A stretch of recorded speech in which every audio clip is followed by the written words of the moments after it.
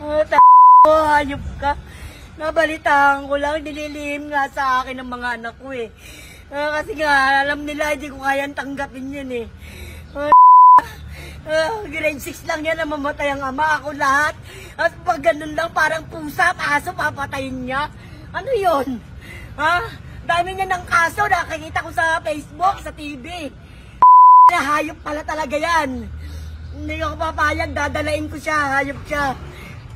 Kung yung iba naaareglo niya ako, hindi. Pagagalisin kong buong katawan niya doon sa kulungan para madala siyang hayop na yan sa hambugan yan. Lalo niyo ba puntahan yung anak niya? Hindi, uuwi yun. Nauwi sa akin araw-araw. Pero ngayon tanghali na nga hindi nagpapakita eh. Kasi alam niya yung galit ko eh.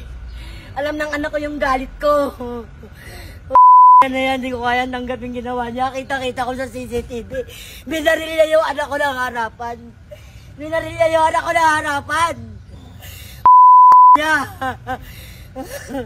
Ako namatay yung anak ko. Kaya niya bang ibalik yun? Hindi niya kaya ibalik ang buhay ng anak ko.